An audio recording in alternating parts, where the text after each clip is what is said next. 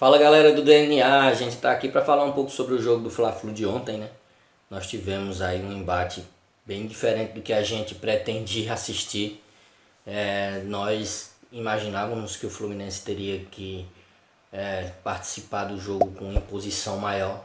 Infelizmente não foi isso que a gente acabou vendo, mas vamos falar aqui um pouco. Vamos citar aqui 10 pontos interessantes, né? Não é 2, não é 10 pontos interessantes. Inclusive, dentre isso, a perspectiva para o jogo do próximo confronto, né, no início do mês lá. É claro que o Flamengo ia entrar muito mordido. Aquele episódio do bicampeonato carioca com aquele time todo do Flamengo lá do lado de fora.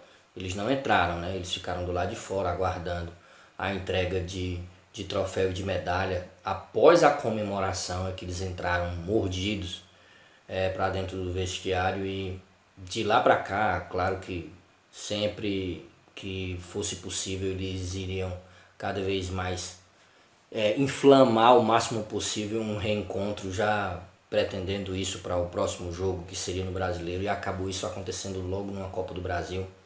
Eles com certeza inflamaram muito isso lá e entraram mordidos na partida, e isso ajudou muito a eles se imporem de uma forma muito mais centrada, com um certo espírito de vingança, né? Bom, o bloco alto formado por eles, né, já é meio cara do São Paulo mesmo, né?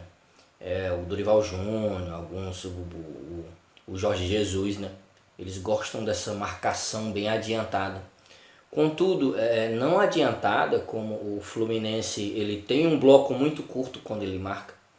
O Flamengo veio com um bloco muito alto e com uma quantidade absurda de jogadores nesse bloco não tão pequeno como o do Fluminense, que o Fluminense faz isso às vezes num terço do campo, com praticamente todos os jogadores, mas eles com bloco alto um pouco mais largo, que ia até a parte intermediária, com a quantidade de até 7, inclusive em momentos com 8 jogadores.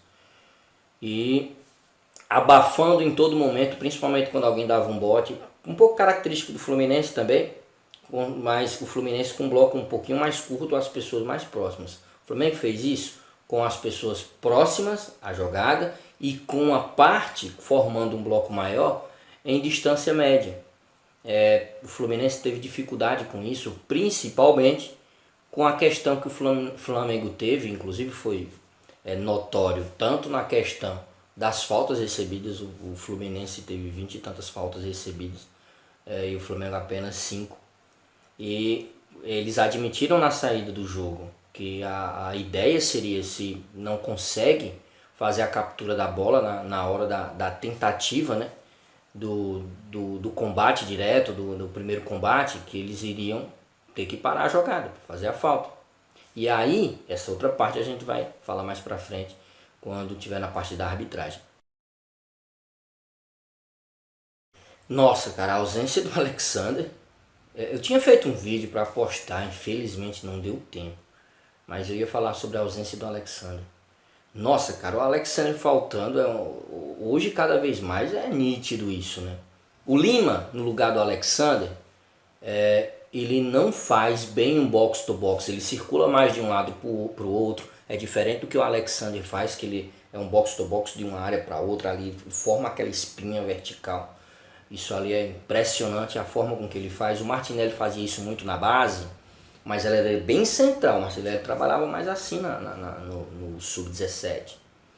E o Alexander, quando foi efetivado no lugar do Martinelli, foi por lesão, mas ele hoje merece ser titular mesmo com a volta do Martinelli. Mas a falta do Alexander no jogo foi tremenda. O Pirani, o Lima, nenhum deles tem características semelhantes a dele. Nós tivemos aí o Lima, até que foi bem participativo no jogo, ele teve em todo o local, ele foi bem aguerrido, bem guerreiro, lutador, batalhador, transpirou muito porque ele correu pra caramba. Contudo, aquela qualidade que tem de setor de criação na hora de uma necessidade ali, o Lima pecou por várias vezes. O primeiro erro de bola dele, inclusive na entrada da área ali, foi algo pavoroso e assustador. Então, infelizmente, quem poderia substituir hoje, se o Martinelli não voltar, a gente vai falar um pouco mais sobre isso depois, seria o Marcelo. E aí alguém ocupasse essa lateral esquerda, o próprio Guga e tudo. Seria uma alternativa a se pensar.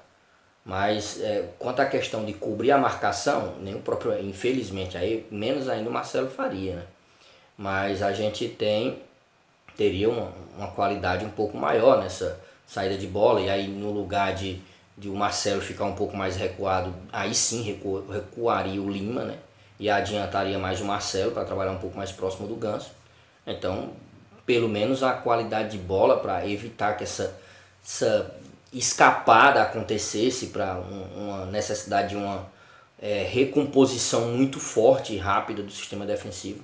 Acredito que o Marcelo poderia ser uma opção para ficar um pouco mais avante por conta da ausência do Alexandre, apenas por isso. E por falar no Marcelo, a perca dele foi tremenda, cara. A jogada que o Fluminense fez no primeiro tempo foi uma jogada individual que ele teve, numa disputa lá pelo alto, e acabou levando um marcador e tentando a finalização. Mas dentro do campo, inclusive, na forma que o Fluminense estava tentando fazer um toque de primeira ali, de segunda, 1-2-1 ali, tentando fazer com que o bloco funcionasse através de um rompimento de linha, daquele médio bloco formado pelo time do Flamengo. E o Marcelo era provavelmente ali quem mais a gente poderia esperar, claro que junto do Paulo Henrique Ganso, que ele pudesse dar uma escapada numa bola ali, numa vertical, que encontrasse alguém numa posição mais privilegiada. Mas a saída dele, que a gente já estava bem pressionado, com muito pouca capacidade de solução na saída dele, tudo começou a ficar muito mais desestruturado. Bom, é bem nítido, né, que nos jogos do Fluminense, antes não acontecia tanto isso, muito menos na época que o Diniz estava na ultrapassagem.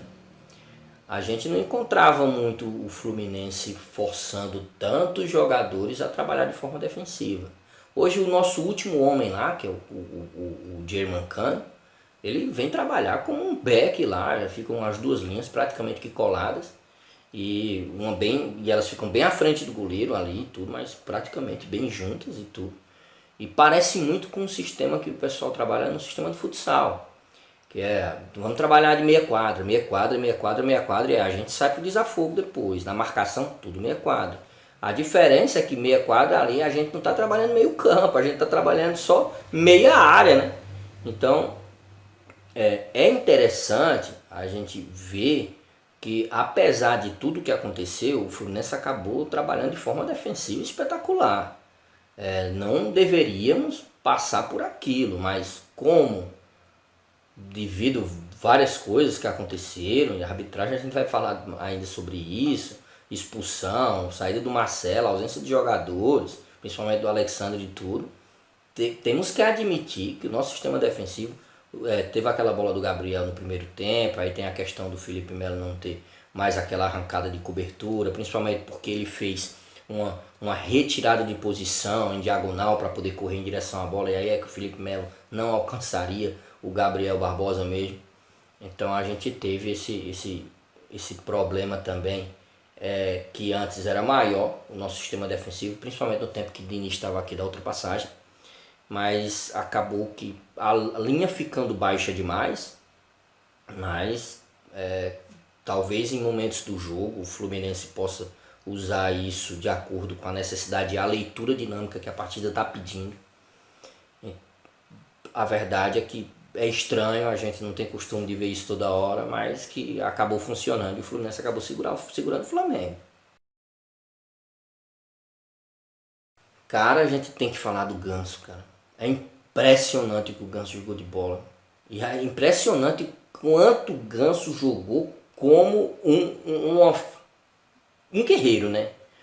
Como uma pessoa estruturada para a necessidade que a partida ofereceu, né? Por diversas coisas que a gente possa comentar, desde de arbitragem e tudo, a necessidade que acabou gerando do Ganso deixar de ser o cara apenas da criação para ser o cara aguerrido e correr atrás, tanto de marcação, como de combate, como de superação, como de imposição, como de cobrança, principalmente para não só da arbitragem, mas para os nossos outros jogadores. Ele foi um capitão sem braçadeira, né? Como tem alguns mídias noticiaram isso aí hoje mesmo. O Ganso hoje mostrou nessa noite, né? Ontem ele acabou mostrando que ele pode ser muito mais do que o cara cerebral que ele já é, né? Além do jogar de fraco e tudo, de ser bem decente assistir o jogo dele, de ser tão dinâmico, inteligente, tão robusta a capacidade técnica dele. Ele mostrou que também pode ser um guerreiro de forma muito mais necessária do que a gente estava observando que ele era capaz de ser. Cara, bicho, é sério. Hoje eu vi uma reportagem, cara, do cara falando assim. Esse cara tá usando a camisa 10 do Flamengo, ele deveria ter um pouco mais de respeito sobre isso. Era mais ou menos isso. Porque a camisa do Zico e tal. E quando o Zico não fazia essas coisas, meu amigo. O Gabriel, ele. Bicho, não tem condições, cara. O Gabriel, ele culmina o jogo. Ele maceta o jogo, ele esculhamba com a partida. Ele vai colocando uma semente nojenta e desagregadora no cérebro do árbitro. E eles acabam cedendo com o tempo. Não é possível isso, cara. Pela madrugada. Aconteceu contra o Canu, ele deu aquela fingida e tudo, e depois ele zombou de que tinha conseguido o que queria.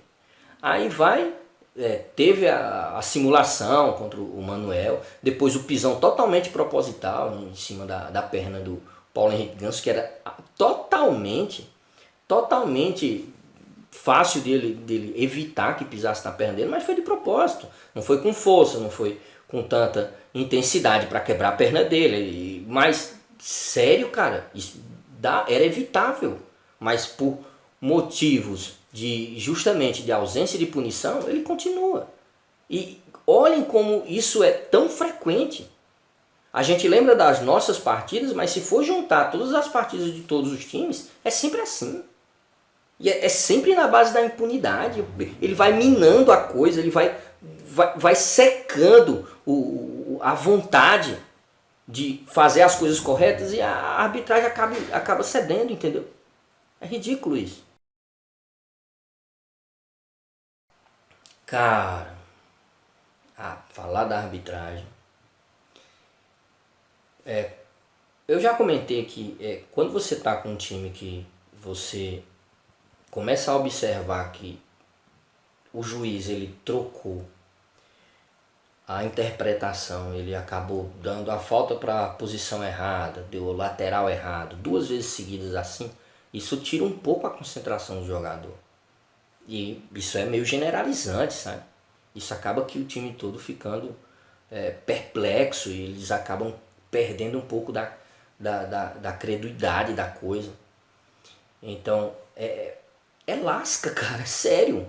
Imagina quando você erra uma, 2 coisas, mas quando você vai começando a deixar aquilo ali cada vez mais efetivo, isso chega a ser ridículo.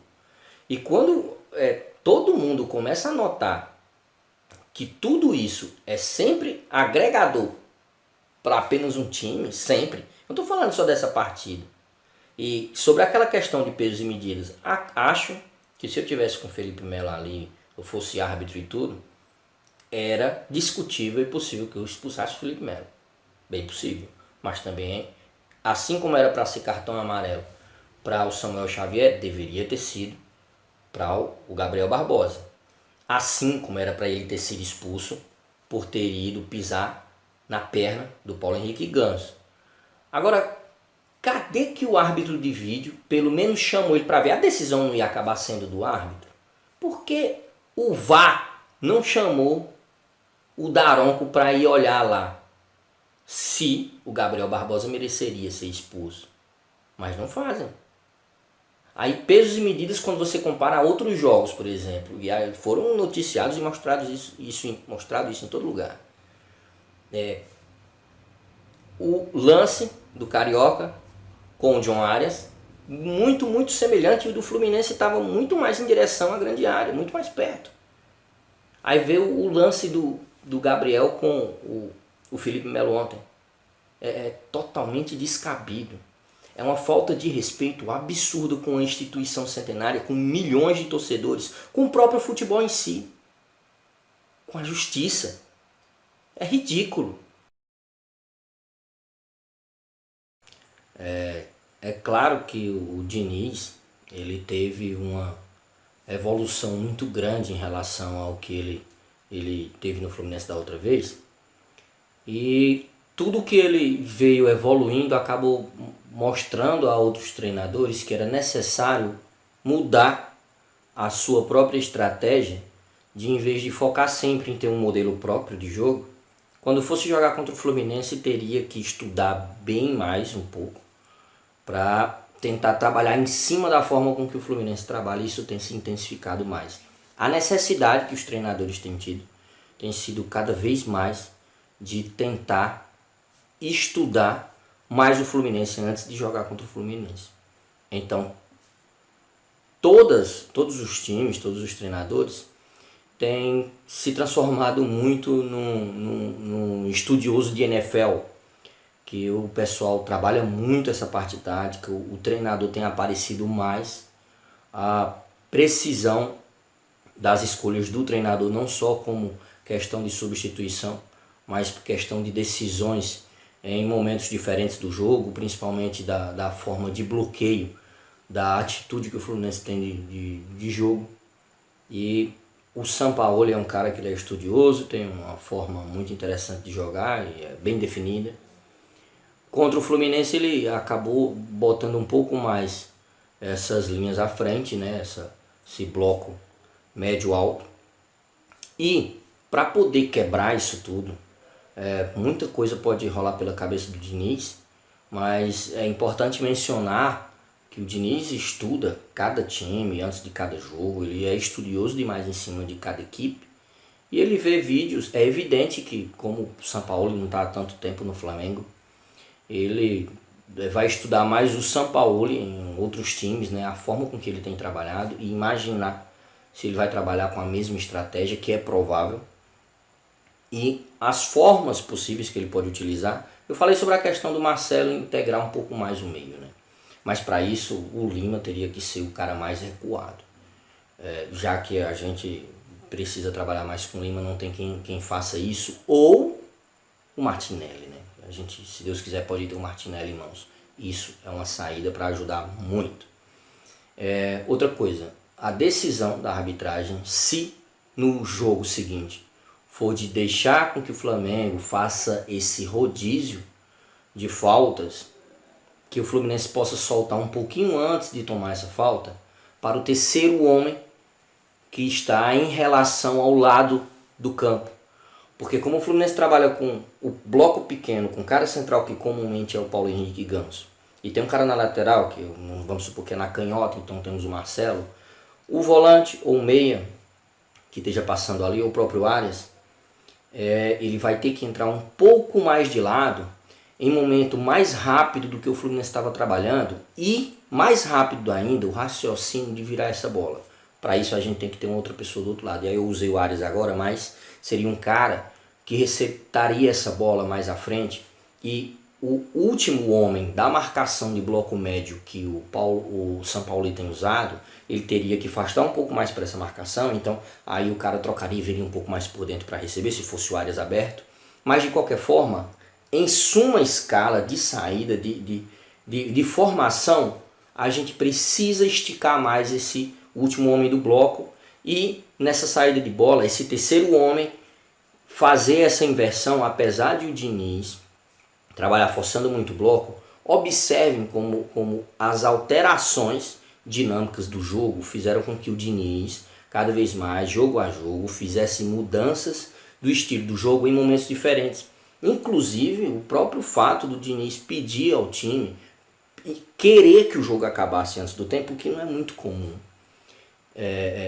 Porque todas as formas contra o sistema contra o Fluminense com menos jogador, mandando inclusive o próprio Fábio rifar, coisa que é incomum, mandando mesmo, rifa, joga pra frente o mais longe possível.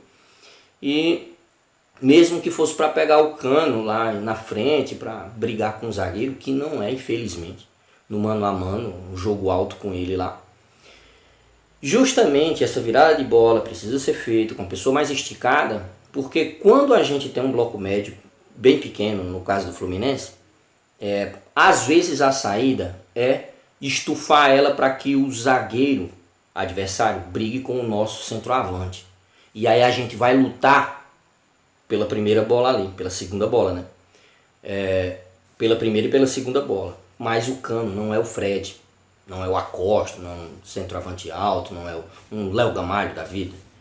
Não é um centroavante muito bom de cabeça, por isso que nas bolas paradas ele sempre vai lá para o final, para a posição mais oposta da jogada, é onde ele vai. Ele acaba finalizando muito bem quando a bola acaba chegando lá, mas ele evita esse contato direto com o zagueiro. Então essa bola não pode simplesmente ser jogada de lá, quando a gente tiver com um bloco baixo, e o time do Flamengo com um bloco médio avançando e sufocando. Temos que sair virando essa bola, como o Fernando Diniz acabou fazendo isso em alguns momentos, em alguns jogos, de acordo com o pedido do jogo. Então acredito que a gente precise fazer isso, mas com alguém, já desde já, puxando, nem que seja o zagueiro marcando ele, alguém tem que ficar mais esticado do outro lado. É igual, por exemplo, como de costume muitos times trabalham, com um cara centralizado ali, enquanto o time está recuado, mas tem um cara centralizado lá no meio e um cara aberto. Acho que a gente vai ter que, já mesmo trabalhando em linhas curtas, ter que abrir mão de alguém, que seja o Arias, por exemplo. Se não for o Arias, qualquer outro jogador que possa trabalhar aberto e que tenha muito fôlego para poder esticar todo esse movimento depois de uma captura de uma bola dessa, que puxa até o máximo possível mais próximo da área deles, para poder essa dinâmica giratória de blocos pequenos ser trabalhadas com eles mais sufocados. Mas para isso precisa sair dali. Para sair daí, uma das saídas é essa, ou porque a bola esticada direto no Cano é improvável de dar certo, não é tão fácil. E uma outra forma também seria trabalhar um pouco mais com o Marcelo pelo meio, esse tic-tac 1-2 ali, uma dinâmica ali entre o André, o Martinelli e o Marcelo, pode dar certo. Mas para isso uma outra pessoa teria que ser sacrificada para vir trabalhar um pouco mais de lado em algum momento. Então essa dinâmica rotatória tem muito a ver com a forma com que a arbitragem vai se portar, para poder ver se vai encaixar assim ou se o excesso de faltas vai acabar sendo necessário que alguém estique mais para o lado, para poder numa virada dessa ele possa usar um corredor e puxar eles mais para trás. A perspectiva é a melhor possível. Acredito que o Fernando Diniz vai encontrar, vai estudar muito, mas vai encontrar, se não essas ou junto com essas outras formas de o time se encontrar mais, principalmente com a volta do Martinelli, que vai dar tempo a isso. O Martinelli junto com o Marcelo aí no meio, essa influência deles junto à dinâmica do Paulo Henrique Ganso, eles vão ter muito mais capacidade de municiar o setor ofensivo com bolas que possam ser mais verticais e romper esse bloco, romper linhas, a forma com que quer que seja. Eu acredito que não só essa questão dos jogadores que vão acabar se encontrando, né, que vão estar mais à disposição. Acredito que o Diniz vai dar algum toque aí especial, que a gente possa fazer mais jus ao que a gente tem feito já na temporada e partir para cima e fazer de tudo para sair com essa classificação.